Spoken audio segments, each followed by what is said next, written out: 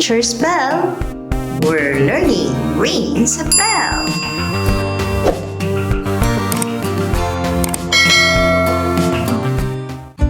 Good day, everyone! Welcome to Science 3 Revised K-12 Curriculum, Quarter 1, Week 5, Day 1. Science in our daily life. Learning competencies for Week 1. Use the skills of observing, predicting, and measuring, and performing simple guided science activities. By the end of the lesson, learners should be able to describe various objects like leaves in the environment by shape, color, texture. Lesson language. Review. Observation is using our senses to gather information. Science is the study of the world around us.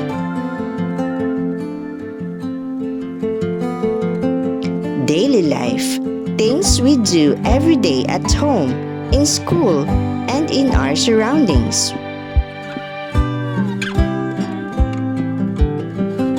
Activating prior knowledge. Let's solve the puzzle. Are you ready? Okay. Letter A goes to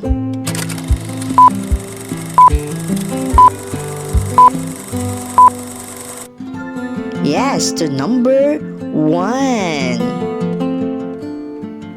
Letter B goes to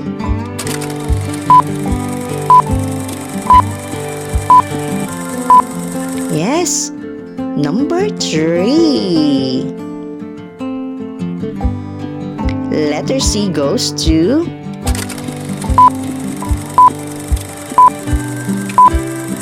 number 4.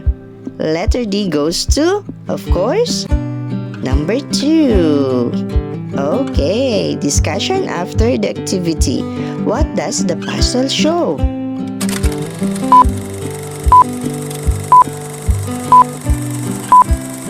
Yes, the boy is holding a magnifying glass.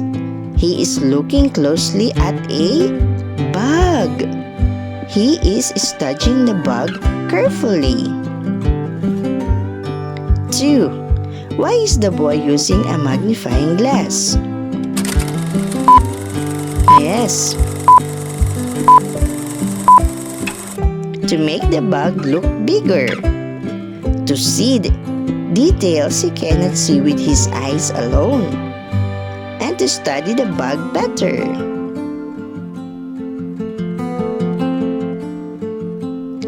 3. What science skill is the boy using?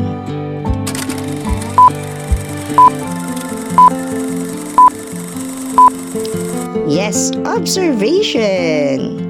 He's using tools to observe. And he's paying attention to details. 4. What do you remember about observing?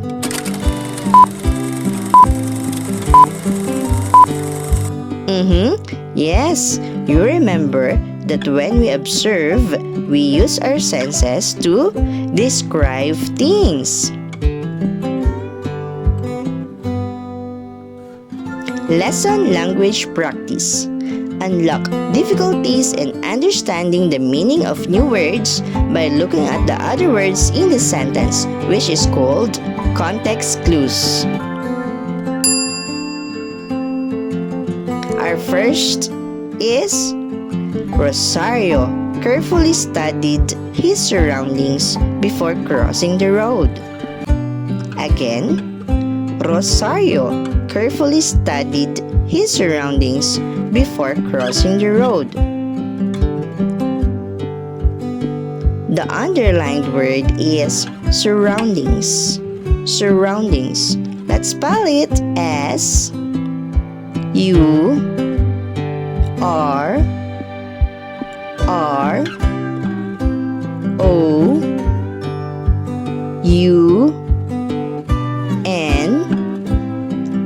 D I N G S. Surroundings. Surroundings. Surroundings are the things, people, and places around us.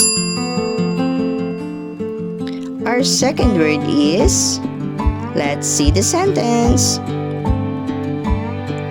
Mang Pio waters the plants in the school garden regularly.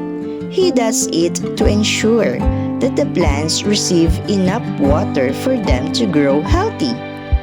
Again, Mang Pio waters the plants in the school garden regularly. He does it to ensure that the plants receive enough water for them to grow healthy. Our second word is plants. Plants. Let's spell it. P L A N T S. Plants. Plants.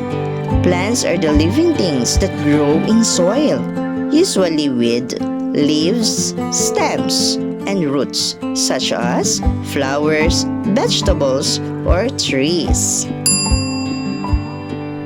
For our activity, we will be leaf detectives.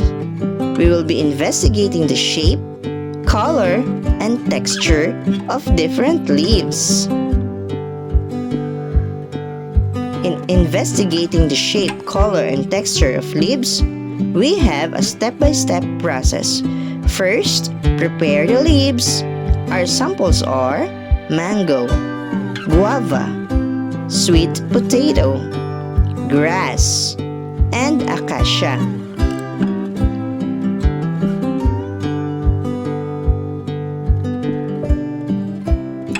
Step 2.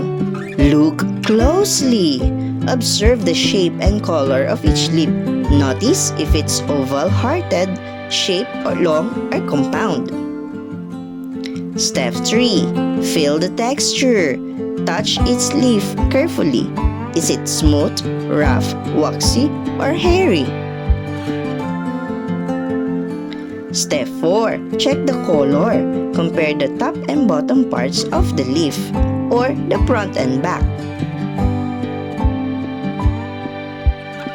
Record the observation. Write down or draw what you see in the chart. Okay, are you ready? Let's now see the leaf samples. Mango leaf.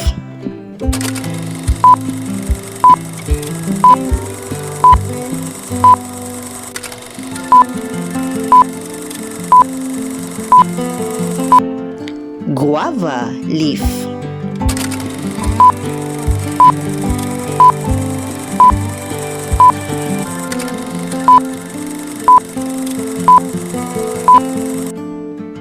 Sweet potato.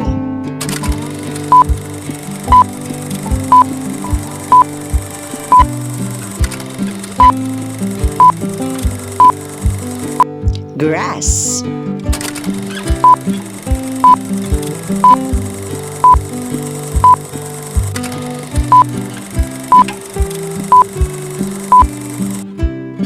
Acacia.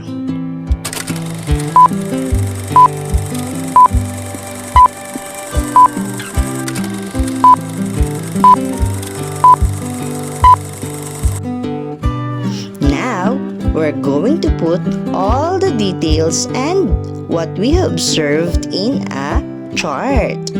Okay? Let's start. We have the mango.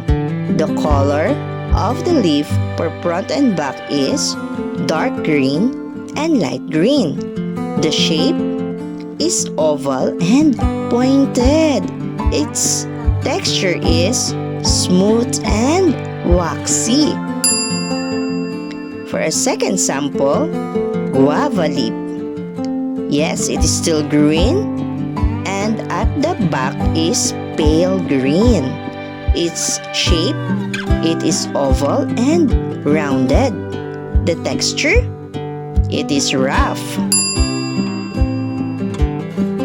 our third sample, sweet potato.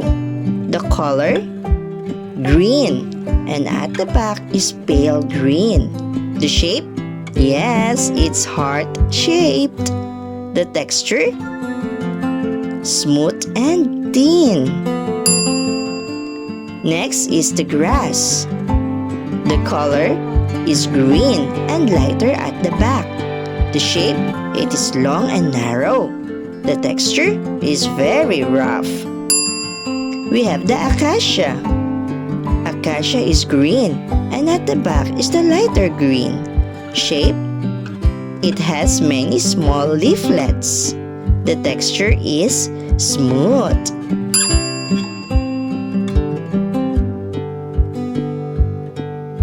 Discussion after the activity. 1. What leaf is the narrowest and longest? Yes, it is the grass blade. 2. Which leaf feels waxy and smooth when touched?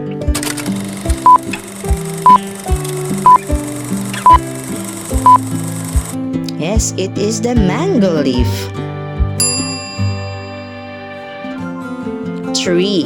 Which two leaves look most different from each other and why?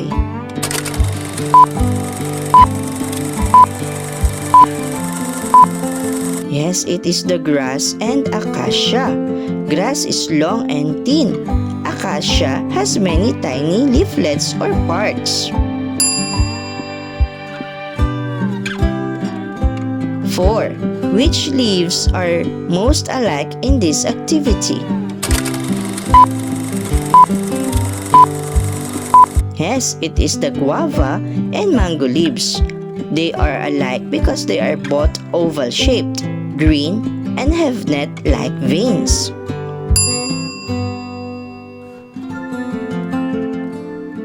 For our generalization, by observing carefully, we notice the shapes, colors, and textures of things in our surroundings, like leaves, animals, or objects. Observation helps us understand our surroundings better, so we can learn, stay safe in our daily life, and take care of nature.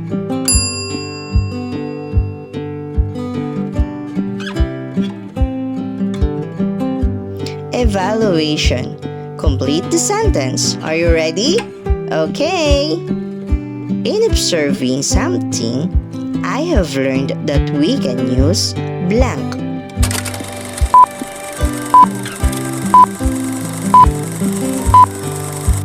The answer is yes, we can use our senses, the sense of sight, hearing, touch, taste, and smell.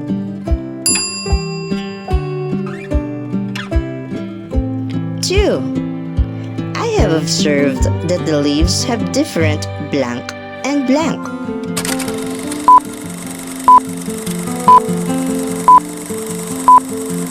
The answer is yes, they have different shape and texture. Well done, kids. Great job!